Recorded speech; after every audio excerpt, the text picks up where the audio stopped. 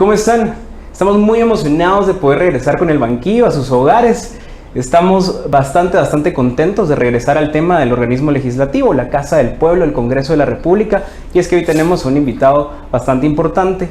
Pero para hablarles del invitado y para poder comenzar esta entrevista de lleno y que ustedes sepan lo que está sucediendo en el Congreso, quiero primero presentarles a mi compañero Brian. Brian, ¿cómo estás? Fernando, muchas gracias, muy bien, qué alegre poder compartir otra vez esta tribuna.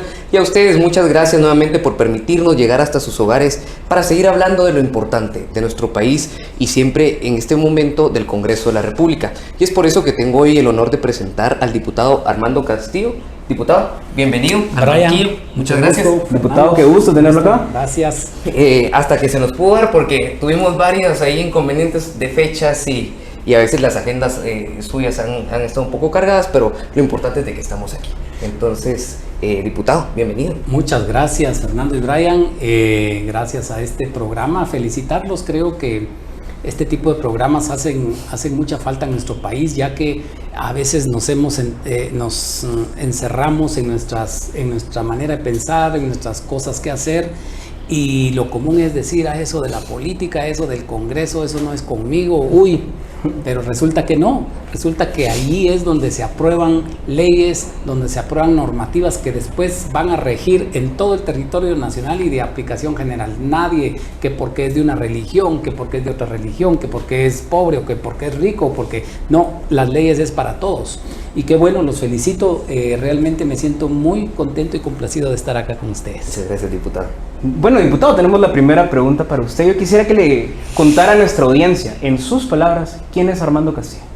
Bueno, Armando Castillo, como millones de personas acá en esta capital y en muchos lugares, es un migrante más. Nací en un lugar, Nevaj, Quiché, allá muy lejos de acá, en el área Ixil. Ahí nací y como muchos que tienen aspiraciones, siempre pensé, si algún día llego a ser diputado, voy a hacer esto y esto. Siempre lo pensé porque viví lo que es la pobreza, conviví con las comunidades que normalmente no tienen oportunidades, conviví con gente maravillosa que se relaciona con la naturaleza, hay una interrelación personal muy estrecha en la provincia, y luego pues migrar a la capital. Viniendo a la capital, seguí el consejo de mis padres de trabajar, pero no dejar de estudiar. Y entonces me toca ambas cosas. Ahí, jalando la mochila del trabajo y la mochila del estudio, logramos graduarnos en la Universidad de San Carlos de ingeniero industrial. Y luego me empecé a involucrar porque, como les cuento, en el área en la que viví, se vivió el conflicto armado, que yo sé que muchos jóvenes hoy no tienen memoria de eso, porque se firmó la paz hace ya varios años, pero esto dejó huella en muchas personas, en mí dejó huella.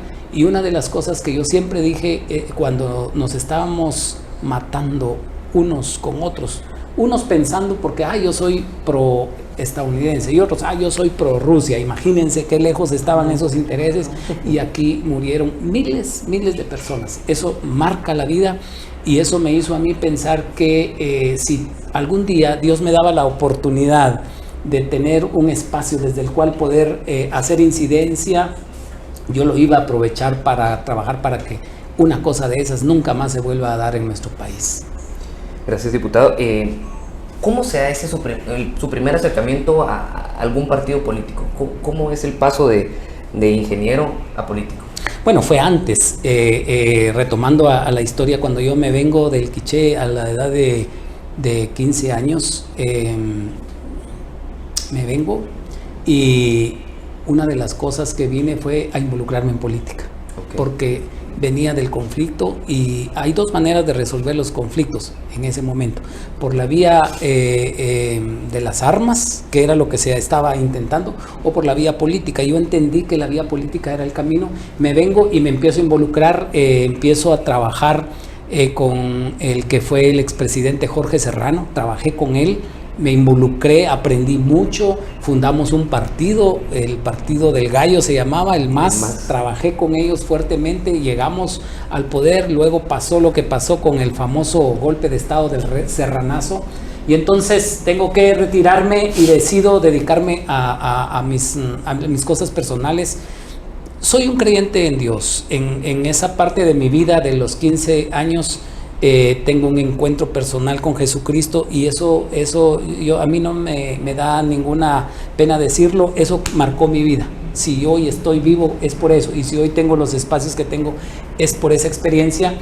Y entonces eso me hace, cuando me retiro, me hace dedicarme a mi familia. Tengo 3 hijos que obviamente me dediqué a ellos. Hoy esos hijos me dan 4 nietecitas. Y me dedico a lo privado. Fundamos empresas particulares, y gracias a Dios nos ha ido bien. Y de repente me llama el doctor Harold Caballeros, por ahí por el 2007, y él me dice: mira, sé que tuviste experiencia, trabajaste en campañas, apóyame a lo que se estaba haciendo en ese momento, que era la fundación del partido Visión con Valores, del cual ahora soy secretario general. Me involucro desde entonces, trabajé fuertemente. La historia nos dice que a Harold no lo inscribieron en el 2011, él se retira, y cae sobre mí la responsabilidad de asumir la Secretaría General, y es en donde estamos trabajando fuerte en uno de los partidos que es de los más antiguos, de más nivel de conocimiento, y que pues estamos en vigencia aún. Diputado, bueno, usted habla de que fundó básicamente 2 partidos. Para los jóvenes que nos están viendo, ¿cómo es eso de animarse a involucrarse en la política, fundar partidos, poder comenzar algo nuevo? Bueno, es que la vida, cuando cumplís 18 años, te da tu DPI ahora. Antes era la cédula, que dice: ahora sos ciudadano, ahora ya no se vale solo estarte quejando, no se vale solo poner la mano para que papá te dé, no, ahora te toca generar, te toca arreglártelas y empezar a avanzar. Y cuando eso se da, un joven tiene que darse cuenta que ante sí tiene un camino de oportunidades o un camino de negación, y las oportunidades se dan si pasan frente a nosotros, si las agarramos o si las salimos a buscar. Hoy en día, por ejemplo, un joven que cumple 18 años, ¿qué le toca? Después de graduarse, salir a buscar trabajo, y no hay ni siquiera el 20% de los trabajos disponibles de la cantidad de profesionales que salen de nivel medio. A seguir estudiando en la universidad y sostener un estudio sin trabajo, dependiendo de los padres. Y una vez graduado, conozco muchos jóvenes graduados con un Uber, otros buscando trabajo y no consiguen. Y una buena parte buscar cómo irse al norte. Eso es grave, y yo he estado hablando mucho cuando visito el interior acerca de un gran problema que tenemos en nuestro país. Los jóvenes ya no creen en lo más importante que tiene este país, y que es la agricultura. 70% de lo que comemos en nuestras mesas proviene de los pequeños agricultores del campo, 70%. Del otro 30%, una parte proviene de ellos, pero pasa por un proceso proceso industrial.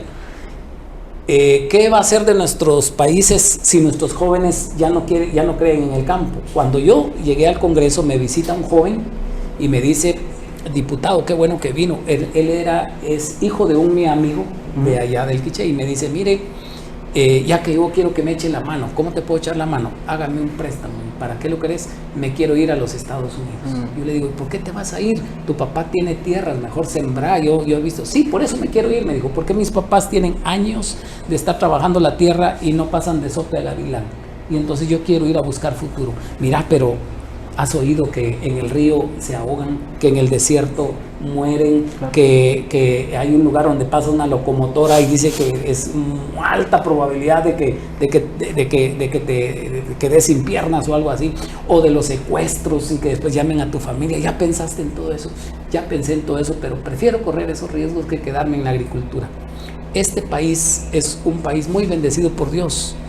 este país, si le pusiéramos un enfoque a nuestros agricultores, que son los que nos han mantenido, que es lo más importante para mí del país, la agricultura, este país tendría ahorita una gran oportunidad. El mundo entero está buscando cómo se va a alimentar si viniera otra pandemia. ¿Qué es lo primero que se hace en la pandemia? Cerrar las fronteras, cerrar los aeropuertos, y los países industrializados que hace años abandonaron la agricultura se preocuparon y dijeron, ¿y ahora de qué vamos a comer? Ya no entra nada de otros países, ¿qué vamos a hacer? Voltearon a ver a sus agricultores. Ahora están regresando a los campos a incentivar, a darles seguro, incentivos, a darles bonos y todo para que la gente vuelva a la agricultura. En nuestro país, por el contrario, los hemos abandonado a su suerte.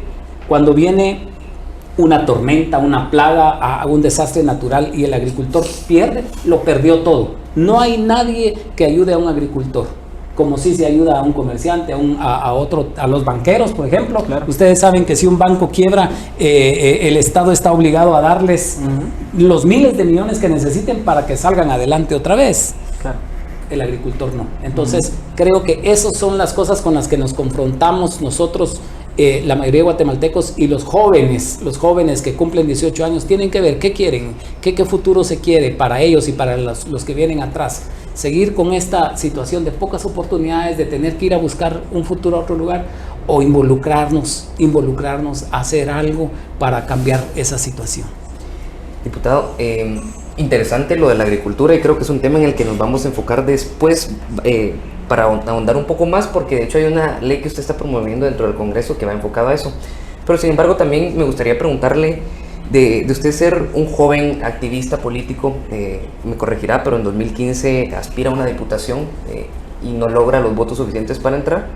Recuerdo que iba en segunda casilla del Estado Nacional por ahí. Así es. Pero llega en las elecciones de 2019.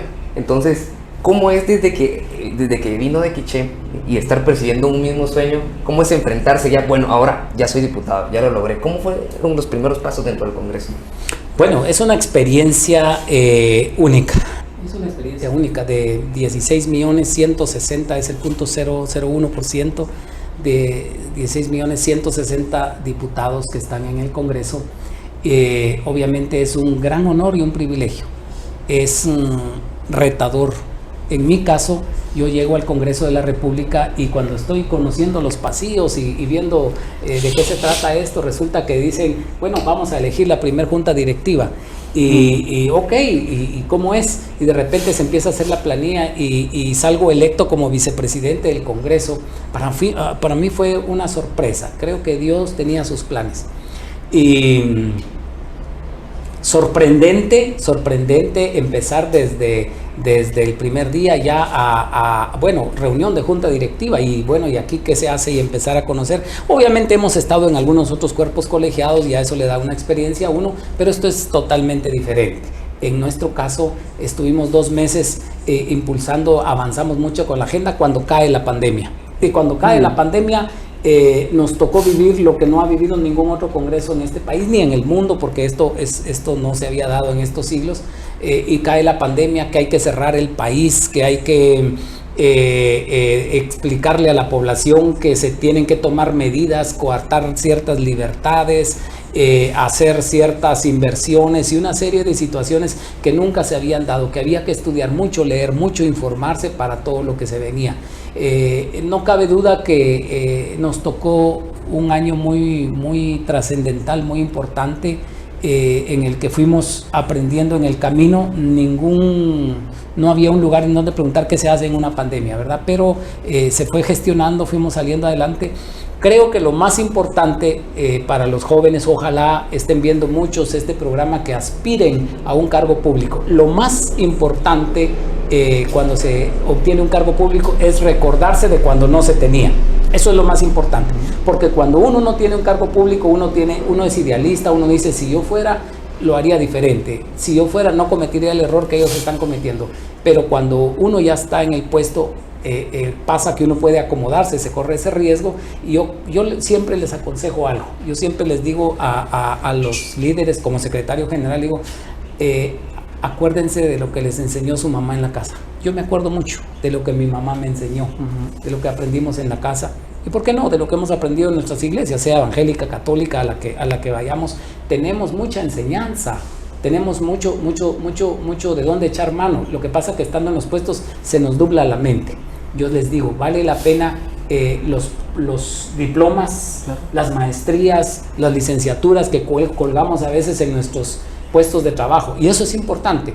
Yo les aconsejo, si pudieran ahí poner una foto de su madre, una foto de su esposa, una foto de sus hijos, porque las malas decisiones que tomemos en la gestión va a repercutir en ellos, no solo en nosotros. Ellos la llevan a veces más dura, porque tienen señalamientos, tienen reproches muchas veces, y de eso el funcionario cuando está en el ejercicio del cargo no se da cuenta, y siempre dejamos una herencia, siempre dejamos un legado, bueno o malo, pésimo, lo peor, siempre dejamos un legado. Y cuando alguien aspira a un cargo público, lo más importante al estar es no olvidarse de cuando no estaba y no olvidarse de que va a dejar un legado.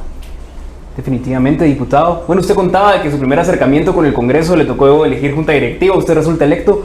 ¿Cómo es ese proceso? Usted es diputado por el Estado Nacional y varios diputados de la 9ª legislatura. Es la primera legislatura en la que son electos. ¿Cómo es el proceso de poder llegar a consensos con personas que piensan distinto, con partidos de diferentes ideologías, para un diputado que es su primera legislatura?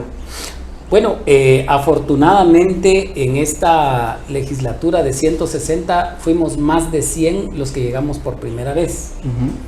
Entonces la mayoría éramos diputados nuevos. Entonces de los que estábamos, mínimo la mitad tendríamos que ser nuevos, si fuera proporcional, ¿verdad? Claro. Y afortunadamente fue más o menos así. Esa legislatura de los que estuvimos en junta directiva fuimos nuevos una buena parte.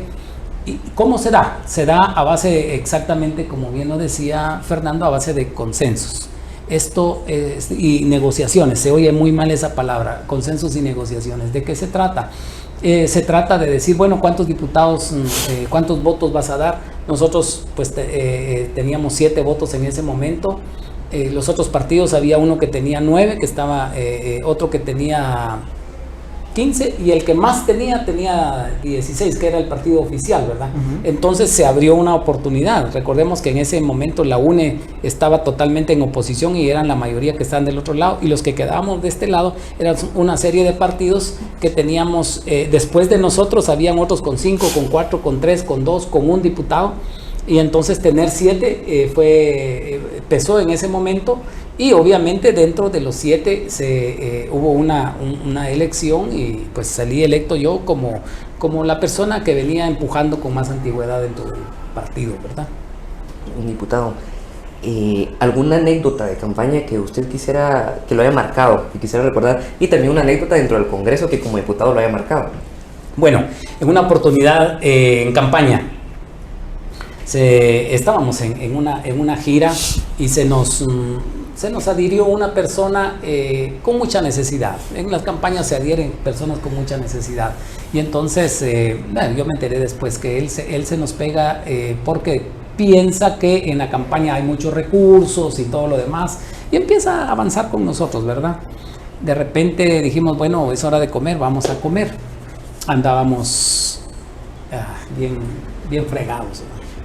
Y lo que alguien pasó a comprar al mercado fueron unos aguacates y unos chicharrones, ¿verdad? Y nos sentamos bajo un árbol a comer, ya el almuerzo tipo 2, 3, con un hambre. Y bueno, la persona, eso lo impactó, ¿verdad?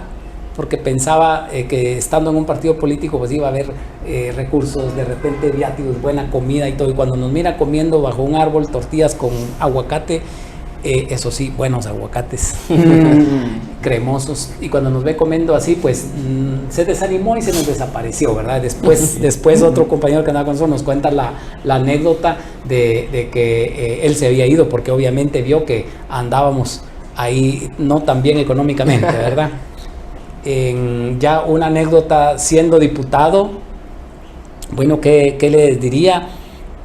Cuando se decreta el estado de calamidad, el presidente manda un estado de calamidad en septiembre del año pasado, y mi convicción me hizo ver que ya no era necesario un estado de calamidad. Pequeños comerciantes, pequeños comedores, gente que se las estaba arreglando con lo que vende, con lo que hace a diario, que no tienen un sueldo. Cerrar el país para mí era fatal. Por otro lado, iglesias católicas, evangélicas y de todo tipo cerradas. Oigan esto, decía que las iglesias no podían cerrar, que solo no podían abrir, que solo podían haber 10 personas por iglesia, sin importar el tamaño que hubiera, ¿verdad? Que tuviera. Puede ser que el edificio diera para mí, no, solo 10. Una hora, no podían entrar mayores de edad, ni niños.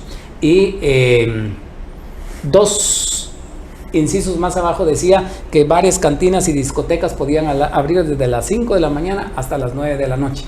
Y la única restricción que tenía eran que 4 personas por mesa. Quiere decir que un cantinero astuto podía meter 20 mesas a su cantina y ahí tenía 80, pero en una iglesia solo 10. Yo no quiero meter esto en un parámetro de religión, pero en una pandemia como la que tuvimos habían 2 aspectos terribles. Uno era el virus, pero el otro era el miedo y la angustia que estaba causando eso, y obviamente ante el miedo y ante la angustia el apoyo que puede obtener uno de un buen consejo, de una plegaria, de una oración, lo encuentra uno en una iglesia, ¿verdad? Y limitar eso era para mí no era conveniente. Entonces me opongo, y 2 de los diputados conmigo dicen ok, nos oponemos, no vamos a votar. Y esa votación llegó, si no estoy mal, a las 3 de la mañana y se quedó con 79. Ustedes saben que pasa con 81, ¿verdad? Y se quedó con 79, no pasó el estado de calamidad, porque la idea, nos habían dicho que era cerrar el país octubre, noviembre, diciembre y enero, porque supuestamente en la Navidad, en el fin de año, era cuando más contagios iban a haber. Realmente al tiempo, ahora en enero, cuando el gobierno sale celebrando que tuvimos un crecimiento del 6% en la economía, yo vi retrospectivamente y me pude dar cuenta que si yo no me opongo junto con mis 2 diputados y nos oponemos y hubiéramos votado a favor, hubiera pasado con 82 votos y no hubiéramos estado celebrando ese crecimiento, porque estoy seguro que hubiera golpeado seriamente la economía. Me di cuenta entonces que no importa que seas 1, 2 o 3 diputados, la oportunidad de incidir cuando se da hay que aprovecharla, y en mi caso yo creo que fue muy importante. Mucha gente de comercios, gente que vende, gente que hace cosas, tuvieron un fin de año muy productivo, hubo mucha movimiento económico, y yo puedo decir con la frente alto que tuve que ver en eso, ¿verdad? Buenísimo. Diputado, las discusiones por los estados de calamidad fueron bastante mediáticas también. A ustedes, como una junta directiva con bastantes diputados, que era su primera legislatura también, ¿fue difícil llevar el diálogo entre diferentes bancadas en esas sesiones plenarias? Bueno, yo creo que hay aspectos en una discusión que son muy técnicos y que pueden darse a malas interpretaciones. Y yo soy de la idea de que algunos colegas diputados, a quienes respeto, cometen un error al estar transmitiendo desde el hemiciclo muchas cuestiones. Lamentablemente tiene su justificación también, ¿verdad? Porque la población quiere saber qué está pasando adentro.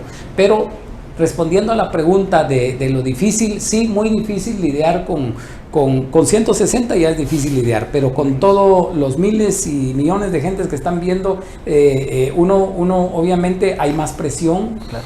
Creo yo que el que los debates sean mediáticos es saludable para la población, pero por otro lado se presta también a malas interpretaciones, se presta también a que hay colegas diputados que ya no conozco algunos que no han puesto iniciativas de ley en todo el tiempo que llevamos. No les he visto hacer propuestas serias, pero sí los he visto con mucha cámara, con mucha transmisión. Y bueno, si ellos consideran que a eso llegaron, está bien. Yo lo que pienso es que el Congreso debe de tener un aspecto de mucha producción, porque el país lo necesita. Además, para eso nos pagan. Y también deben haber espacios mediáticos en los cuales se les esté informando a la población constantemente. Diputado, ¿considera de que algunos aspectos que pueden hacer que el Congreso avance en la agenda, digamos, se ven estropeados por por la ideología de algunos diputados? ¿Y cómo se podría evitar eso en caso de ser así? Bueno, cuando empieza una legislatura, los temas ideológicos pesan mucho, ¿verdad? Los de izquierda están allá, los de derecha están, los ultraderechas están allá y los de centro están por aquí, y cada quien defendiendo, porque acuérdense que se viene de una campaña en la que yo estuve diciendo soy de izquierda o soy de derecha o soy de centro, y cuando gano y llego al Congreso y me estoy estrenando, todavía tengo fresco ese discurso, ¿verdad? Pero conforme empieza a evolucionar la legislatura, pasa lo mismo que pasa en una escuela, en un aula de colegio o de la universidad, que al que uno miraba muy serio, muy enojado, de repente ya uno se da cuenta que no, que es accesible, de repente el que cae mal, de repente resulta cayendo bien, y empieza a romperse ahí las tensiones. Lo mismo pasa en el Congreso. Al tiempo empiezan esos temas a bajar de intensidad y empieza a surgir los aspectos técnicos, ¿verdad? Yo les quiero decir, por ejemplo, que hace unos 2 días, fue ayer se lanzó la ley para el tratamiento integral del cáncer. Alguien me dijo, mira, no vayas porque los que van a presentar ahí van a estar unos de izquierda. Pero yo apoyé esa idea, porque yo creo que el cáncer no tiene ideología, el cáncer Correcto. No puede ser de izquierda y derecha, y hay mucha gente que está sufriendo cáncer en nuestras áreas marginales, en el interior del país. El cáncer no respeta tamaño, no respeta clase social, no respeta nada, y muchas personas están sufriendo esto. Entonces, yo estuve en esa presentación, yo firmé esa ley, y por supuesto que con algunos de los que estaban en esa presentación tenemos nuestras diferencias de pensamiento, posiciones ideológicas, las tenemos y se mantienen, pero en un tema como el cáncer, yo creo que ahí todos debemos de bajar la banderita por respeto a muchos ciudadanos que no tienen para comprar una medicina, que no tienen para una quimioterapia, que si tienen y ajustan para un tratamiento, dejan de comer y dejan de mandar a los hijos a la escuela. Correcto. Y entonces para mí esta ley es muy importante. Y así es como los temas ideológicos y posiciones se tienen que ir quedando cuando empiezan a surgir los temas técnicos, los temas de nación.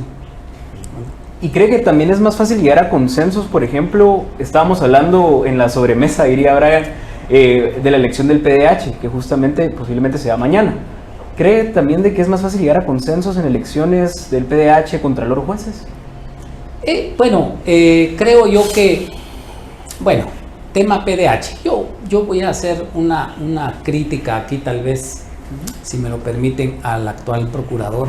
Es una persona, el licenciado Jordán, a quien respeto, tuvo una gestión que igual cayó en medio de tantas situaciones como la pandemia y todo esto, ¿verdad? Pero yo creo que yo no estuve de acuerdo cuando en una oportunidad, por ejemplo, salió un grupo cargando lo que le llamaban la Santa Vulva, no sé si ustedes se recuerdan de esto, ¿verdad? Sí. Que era una burla hacia la creencia de la Iglesia Católica. Era una burla, era asemejar con una vulva a una imagen que para muchos ciudadanos es algo de respeto. Él estuvo ahí, él acompañó eso, él se tomó fotos. Las funciones de un procurador de los derechos humanos no tienen nada que ver con eso. Independientemente de que quienes llevaban y estuvieron en ese acto tienen su manera de pensar, ok, pero que un procurador llegara a eso y lo celebrara y estuviera ahí tomándose las fotos como él lo hizo, para mí estuvo muy fuera de lugar.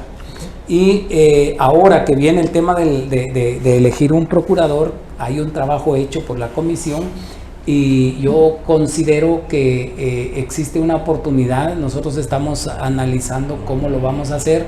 Cada bloque lo está haciendo porque consideramos que el espacio del Procurador de los Derechos Humanos es un espacio importante que no existía antes. Se da a partir del 86 cuando se genera una nueva constitución y entran elementos como una Corte de Constitucionalidad, como un Procurador de los Derechos Humanos, y que de alguna manera se ha visto distorsionado. Cuando uno habla con la gente y dice, mire, PDH, sí, para defender a los ladrones, sí, para defender a los criminales. Eso es el concepto que se ha dado.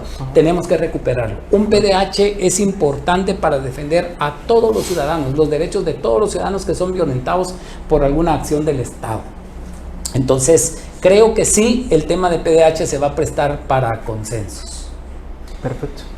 Diputado, hablando del tema de elecciones, sabemos que no es la única elección que se viene para el Congreso de la República. Hablábamos en la plática de sobremesa de que se viene la de Contralor también. Y hay una pendiente también ahí que se viene arrastrando durante varios años. No sé, me gustaría que me comentara un poco más de esa, y es la elección de jueces y magistrados de las altas cortes. Entonces, ¿cómo va esos consensos para poder llegar al fin, elegir a los magistrados? Bueno, en el tema del Contralor, recordemos que primero tiene que pasar por las comisiones de postulación que se generan en los cuerpos que tienen que ver con la Facultad de Ciencias Económicas, Colegio de... todo ese tema, ¿verdad? Entonces, ese es un tema todavía en el que no hay mucha materia para opinar, porque tiene que pasar esos procesos internos todavía, y cuando ellos ya eligen una terna, entonces ya uno dice, bueno, de esta terna ya me toca a mí elegir, ¿verdad? Entonces, ahí como que todavía falta. En el Congreso ya hicimos la convocatoria que se hace para que ellos se organicen y saquen una terna. Respecto a la elección de cortes, realmente esa es una materia pendiente. La corte anteriormente, yo recuerdo cuando todavía no habíamos asumido, tenían que elegir a la corte en la legislatura anterior. Deciden no hacerlo y postergarlo por unos amparos que pusieron. Cuando nosotros tomamos posesión, yo recuerdo que inmediatamente uno de los primeros temas que tocamos en las primeras reuniones fue, nos toca elegir jueces y magistrados de la Corte Suprema y de Salas, y empezamos a hacer todo el proceso, ¿verdad? Hicimos las reuniones preparativas, cómo se iba a hacer y todo, cuando de repente otro amparo, y el amparo decía que no podíamos elegir y que eso se tenía que quedar pendiente hasta que se hicieran ciertas situaciones, ¿verdad? Nosotros continuamos y por lo menos hicimos una especie de camino, ¿verdad? Dijimos, a la hora de elegir lo vamos a hacer con este procedimiento, y nos meten un antejuicio a nosotros, a todos los que votamos. Éramos 84 diputados, y no estoy mal, los que votamos a favor de tener un procedimiento para elegir, y nos dijeron que no podíamos hacer ese procedimiento. Luego viene la Corte y dice, bueno, ahora sí, ya pueden elegir. Eso fue casi al final del año. Ahora sí ya pueden elegir, pero tienen que elegir de la siguiente manera.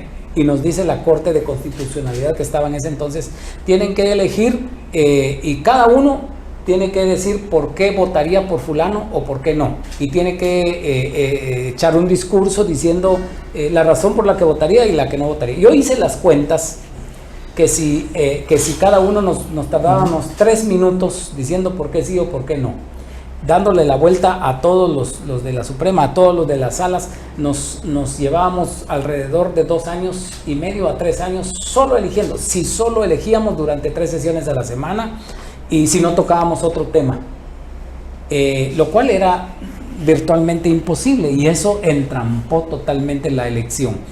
Creo que ahí hubo una extralimitación en las funciones de la Corte, lo tengo que decir, y ahora pues estamos ante una nueva Corte que tampoco ha hecho nada. Recuerdo que hay un colega diputado que hizo una consulta a la Corte diciendo, miren, podemos elegir, nos pueden dar una, y ellos dijeron no se puede. Entonces estamos en un impasse. Yo esperaría que eso se resuelva muy pronto, porque no es normal, no debe pasar que teniendo un periodo para una Corte nos pasemos a un siguiente periodo, y ya vamos sobre 3 años en eso, ¿verdad? Yo creo que eso es un mal precedente. Se pudiera decir que hay un vacío legal, pero no lo hay, porque la Constitución dice que, la ley dice que tienen que permanecer hasta que se elija a los sustitutos. Pero eso no es la justificación. Yo creo que esa es una materia pendiente que tiene esta legislatura. Excelente. Bueno, y con esta respuesta nos vamos a nuestro primer corte comercial, así que regresamos al banquillo en Más TV en unos segundos. Así que por favor, no se vayan, porque seguimos con el diputado Armando Castillo. Y nos faltan parte de sus iniciativas. Entonces, nos faltan las iniciativas, okay. Sí, bastante importante. No se vayan.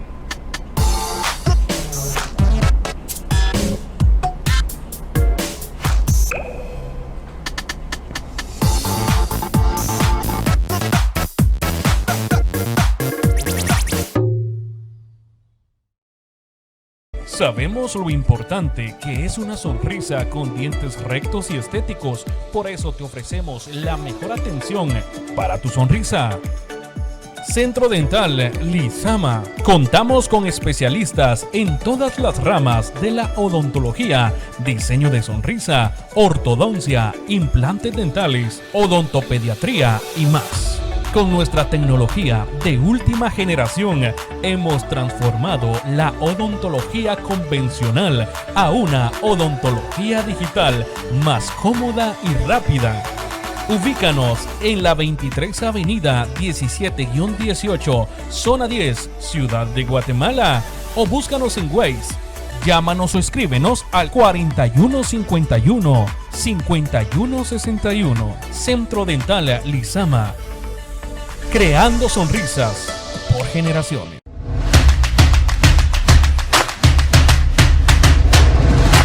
Las Pozas es un atractivo turístico con piscinas naturales al aire libre en el bello departamento de Petén. Muchos turistas quedan sorprendidos por su impresionante parecido con el destino turístico de Semuc Champey.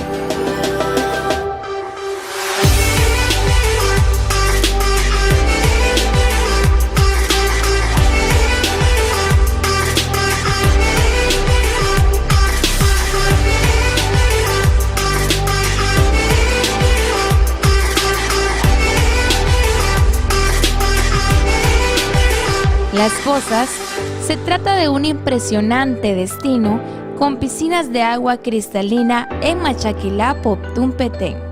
Al llegar, quedarás asombrado con las majestuosas piscinas naturales que se forman en medio de la roca caliza y nacimientos de agua.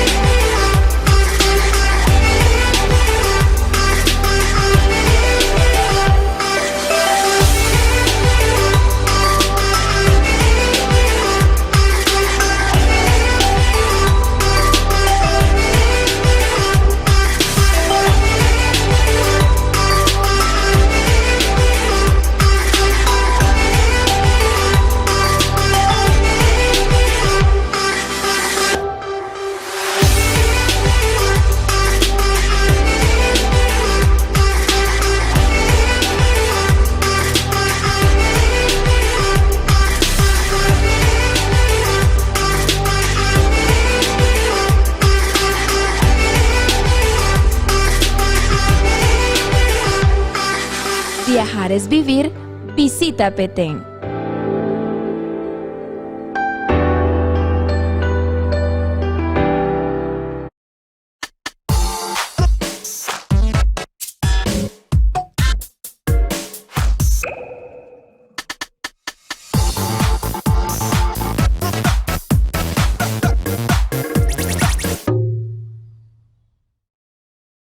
Sabemos lo importante que es una sonrisa con dientes rectos y estéticos, por eso te ofrecemos la mejor atención para tu sonrisa.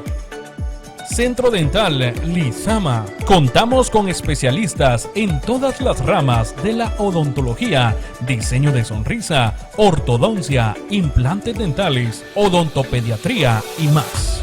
Con nuestra tecnología de última generación, hemos transformado la odontología convencional a una odontología digital más cómoda y rápida. Ubícanos en la 23 Avenida 17-18, Zona 10, Ciudad de Guatemala, o búscanos en Waze. Llámanos o escríbenos al 4151-5161. Centro Dental Lizama. Creando sonrisas por generaciones.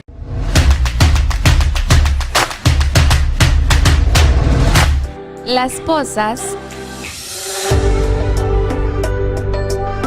es un atractivo turístico con piscinas naturales al aire libre en el bello departamento de Petén. Muchos turistas quedan sorprendidos por su impresionante parecido con el destino turístico de Semuc Champey.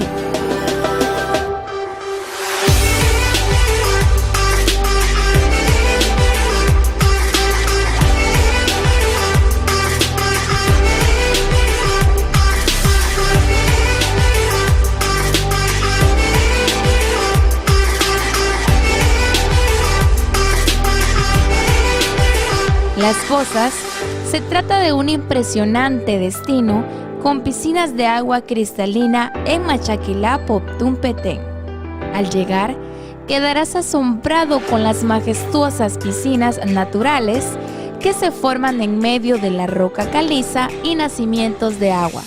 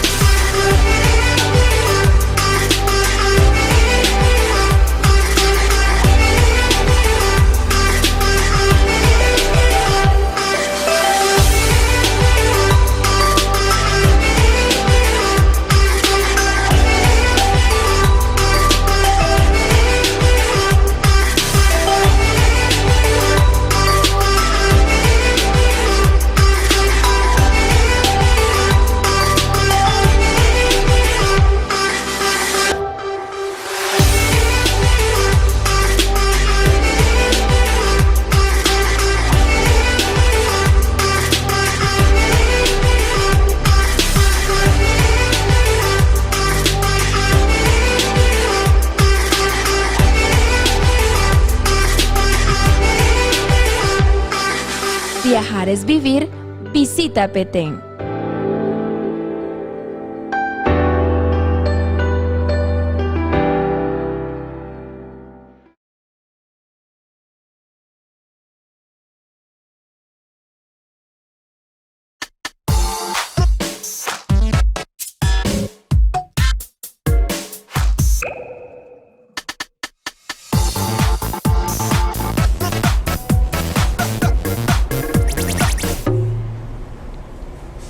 Estamos de vuelta, amigos, y muchas gracias por continuar en sintonía de El Banquillo a través de Más TV, y también agradecer a nuestros amigos de Démosle Viajes por esas imágenes tan maravillosas que veíamos hace un momento en pantalla. Pero nos quedamos con una pregunta, y era acerca de las iniciativas de ley que ha presentado el diputado. Sabemos que esta es una de las funciones que tiene un diputado al Congreso de la República.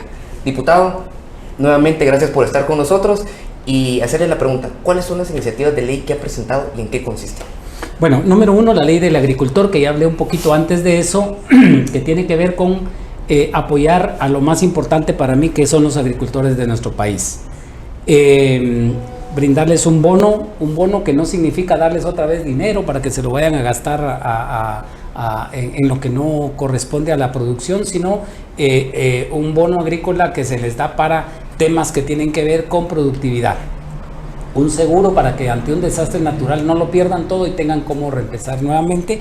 Y número 3, algo muy importante, que es un proceso de poder venderle al Estado, vender a los exportadores sin necesidad de tener factura. Hoy en día, por ejemplo, los agricultores no le pueden vender a las escuelas para la refacción escolar o a los hospitales. No pueden. ¿Por qué? Porque no tienen factura. Entonces ahí entra una figura que es el intermediario o el coyote, como le llaman en algunos lugares, que compra barato, le paga poco al agricultor, pero le vende caro al Estado y se queda. Un coyote puede ganar en un día lo que el agricultor se va a ganar en todo un año de trabajo, y eso no puede ser. Entonces hay un proceso que se pone en esta ley para que el agricultor pueda vender sin necesidad de tener factura, libros y todo eso, con una retención del 2%. Para mí esta es una ley de las más importantes que debieran aprobarse en nuestro país.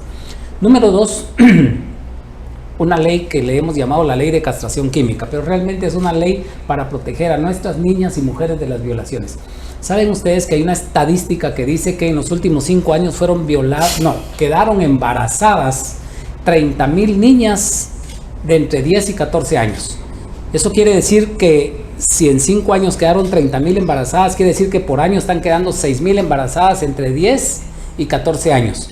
Pero una niña de 10 años, su cuerpo todavía no está preparado para concebir. Entonces, de 10, otra estadística dice que de cada 10 niñas que son violadas, solo una queda embarazada. Si cruzamos esas dos estadísticas, entonces tendríamos que aceptar que si 6,000 quedan embarazadas de 10 a 14 años, en un año fueron violadas 60,000. 60,000 niñas de 10 a 14 años. Eso es cosa seria, eso nos debiera de avergonzar como país y nos debiera más que avergonzar tomar acciones. Por eso nosotros hemos propuesto la ley de castración química, que es un proceso a través del cual se le inhibe a un violador de sus funciones masculinas para que no vuelva a hacerlo durante el tiempo. Por ejemplo, si un violador es condenado a 5 años, cuando sale después de los 5 años, este no es un ladrón de gallinas que sale y nos puede volver a robar una gallina. ¿Y qué pasaría si un ladrón de gallinas sale y nos roba otra gallina? Pues se perdió una gallina. No, un violador que sale después de 5 años y va a violar una nena es un violador que va a arruinar una vida. Y si eso son nuestras estadísticas, esta ley dice que si un violador cumple 5 años, cuando sale 5 años más va a estar en la calle con castración química, que no tiene sus funciones erectiles, y en el pie con el control telemático, un candado que mediante una pantalla va a controlar en dónde andan los violadores. Hay un sistema actualmente que controla, que se llama en donde están todos los violadores y los tienen ahí para que no se acerquen a los niños, nos den clases y todo lo demás. Pero solo está ahí, no se sabe, están apuntados ahí, no se sabe en dónde están, con quién están. Mediante esta ley, con el control telemático, se va a ver en dónde están esos violadores, porque es algo que debemos hacer. Yo soy abuelo ya de 4 hermosas nietecitas, 5, 3, 2 y 1 año. De esa edad, cuando yo entré al Congreso en el 2020, más o menos en abril, violaron a una nena de 2 años en Tiquizate, si ustedes se recuerdan. 3 salvajes, porque no se les puede decir hombres, violaron a una nena de 2 añitos y la nena no murió y entonces la mataron. En esos mismos días violaron en Petén a una nena de 4 años, 2 hombres violando a una nena de 4 años. Y en esos mismos días en San Marcos, un hombre se exhibe, si ustedes se recuerdan, ese video circuló, se baja del carro y se exhibe ante una nena de 6 años. Cuando la madre rescata a la nena y la lleva a denunciar a la policía y al Ministerio Público, le dicen: señora, no podemos hacer nada. ¿Por qué? Porque no violó a la nena. O sea, habría que haber esperado que arruinaran la vida de la nena para que actuara la ley. Esta ley contempla la posibilidad de que alguien que esté asediando a una niña, ya sea por los medios digitales o de manera personal, pueda ser condenado hasta 8 años inconmutables y además de eso la castración química. Para mí esta es una ley muy importante porque tenemos que proteger a nuestras niñas y a nuestras mujeres. Otra ley, tercera ley que para mí es importante, es una ley del manejo de los desechos sólidos. No existe en el país una ley de manejo de desechos sólidos. Miren lo que está pasando en el río que está llegando a Honduras, que lleva toda la basura de Guatemala. Es una vergüenza. Y saben ustedes que esa basura camina desde el basurero de la zona 3 hasta la frontera con Honduras. Y están desembocando al mar toneladas de basura. Esta ley lo que pretende es darle un sentido diferente, obligar al que importa plástico o al que fabrica plástico que tenga una responsabilidad, un seguimiento sobre ese producto. Otra ley que la propusimos hace un mes más o menos, un poco más, es una ley para dignificar a nuestros empleados, a nuestros jubilados del Estado. Personas que han dejado su vida y que hoy sobreviven con pensiones de 300, de 400 quetzales. Una caja de medicina para un adulto mayor cuesta eso, 300. ¿Y con qué van a pagar la luz? ¿Con qué se van a movilizar? Eso está pasando con mucha gente de la tercera edad. Entonces, para mí esto es muy importante. Pudiera seguirles mencionando otras leyes, pero estas 4 son las que yo considero que son las más importantes. Y la del cáncer, que tengo que ser muy franco, no soy de los que trabajaron fuertemente, solo me incorporé y apoyé y fui ponente, pero hay otros técnicos que han trabajado fuertemente para esta ley. Estas son algunas de las leyes que estamos impulsando, tanto la de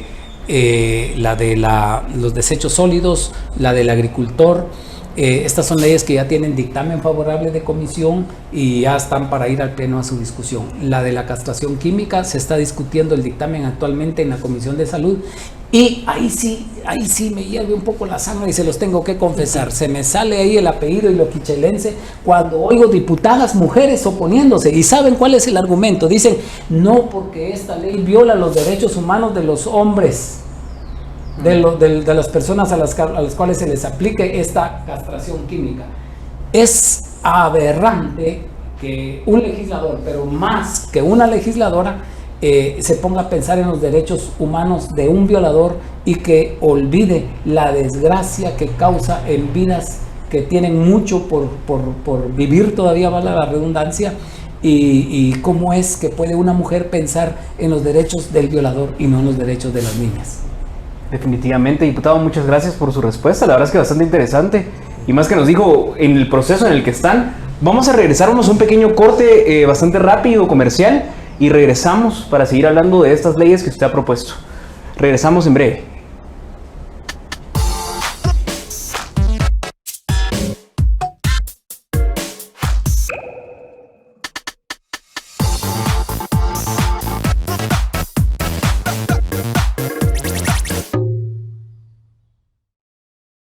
Sabemos lo importante que es una sonrisa con dientes rectos y estéticos, por eso te ofrecemos la mejor atención para tu sonrisa.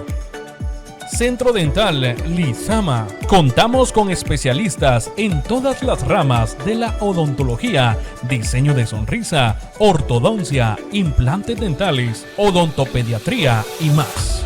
Con nuestra tecnología de última generación, hemos transformado la odontología convencional a una odontología digital más cómoda y rápida. Ubícanos en la 23 Avenida 17-18, Zona 10, Ciudad de Guatemala, o búscanos en Waze. Llámanos o escríbenos al 4151-5161. Centro Dental Lizama. Creando sonrisas por generaciones.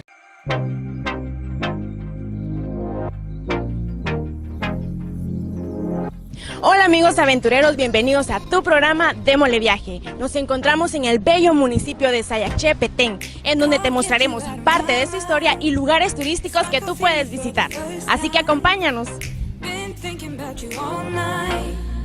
I've been searching for this all my life. You're just my type. I've been looking for a boy who can treat me right. Your dark hair with those eyes so bright. They look into my soul and it sparks my life. Can I take you there? Like it was the first. Hola, ¿qué tal amigos? Bienvenidos al hermoso municipio de Sayaché. Mi nombre es Paola Girón y este lugar recibe a cientos de visitantes, tanto nacionales como extranjeros. Sayaché para mí es un lugar muy especial porque aquí nací, aquí crecí y sigo creciendo tanto como en el ámbito profesional, en el ámbito social. Estoy muy contenta de pertenecer a este municipio.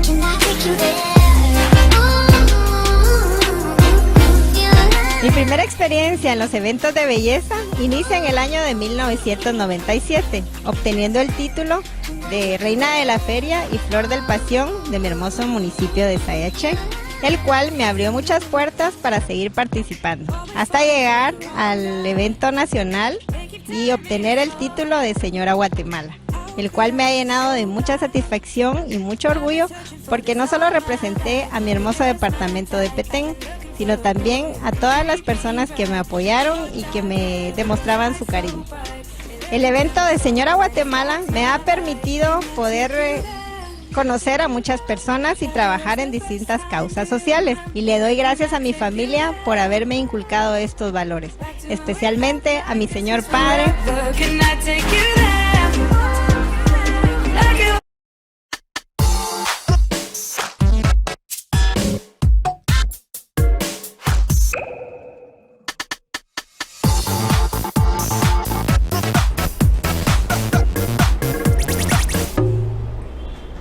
Bueno, y estamos de vuelta a través de Más TV en nuestro programa El Banquillo, y agradecerle a nuestros amigos de Démosle Viajes por esas imágenes tan lindas y maravillosas que nos estaban regalando. Y bueno, llegó el momento de hacer la actividad que usted en casa que nos ve sabe cuál es. Fernando, ¿tú le explicas? Bueno, diputado, le vamos a dar una serie de palabras y usted nos dice lo primero que se le venga a la mente. Pero aquí hay unas reglas también. Si le decimos, por ejemplo, Joe Biden no nos va a decir presidente, nos tiene que decir lo primero que piense acerca de esa persona. ¿Ok? Si quieres comienzo yo, Brian. Adelante, por favor. Comencemos con Consuelo Porras. Férrea. Jordán Rodas. Dejó mucho que desear. Harold Caballeros. Un hombre íntegro, Alejandro Yamatei. el presidente de Guatemala. Hotel Maldana. Exiliada, Congreso de la República. la Casa del Pueblo. Corte de Constitucionalidad. Tiene un gran reto por delante, tiene mucho que enderezar. Alan Rodríguez. Un amigo,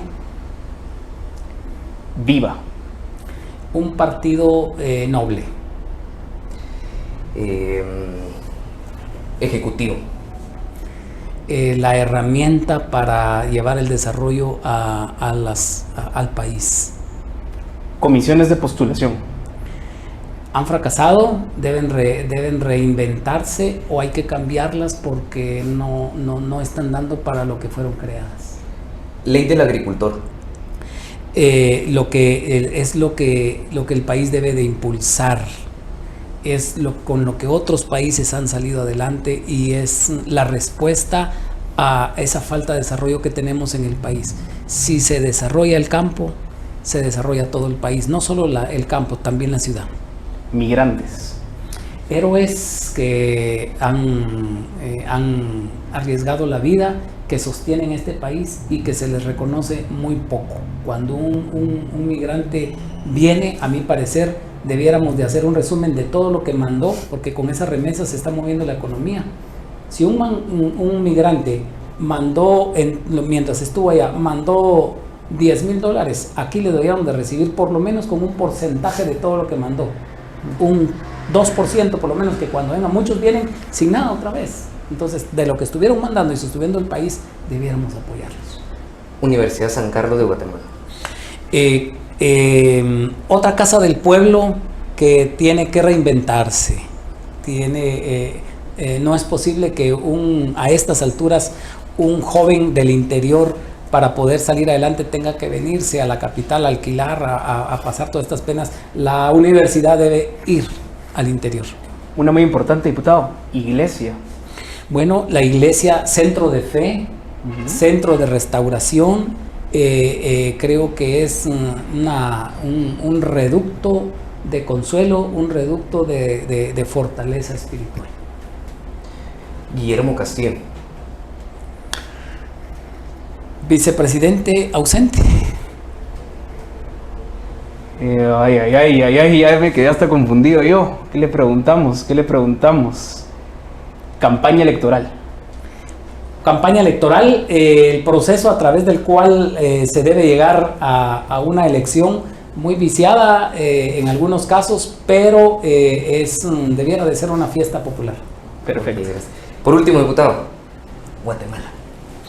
El país más maravilloso del mundo, donde convivimos más de 20 pueblos, culturas, con su propia cultura, con su propio idioma, el lugar soñado por muchos habitantes del mundo que debieran de venir a conocer. Perfecto. La verdad es que tenemos que agendar una nueva entrevista, diputado, porque ya estamos aterrizando esta, pero yo quisiera preguntarle, ¿qué le espera al futuro de Armando Castillo? Bueno, tenemos retos importantes como secretario del partido. Me toca conducir al partido hacia una campaña electoral que va a ser muy exigente, un reto muy grande, poder convencer a los guatemaltecos a salir de nuestras madrigueras. No salimos hasta que el agua nos está negando. Creo que el agua nos está negando ya. El agua se está metiendo ya a nuestros hogares a través de muchas situaciones y es el momento de salir o salimos a construir patria o nos quedamos esperando a que el agua nos llegue a la nariz. Excelente, diputado. Bueno, el tiempo se nos fue como agua y ahí sí que quedamos en el compromiso de agendar otra entrevista para hablar de todos los temas pendientes que quedaron y que seguramente son del interés nacional. Pero, diputado, muchas gracias. Esta es su casa y esperamos saludarlos muchas nuevamente. Gracias.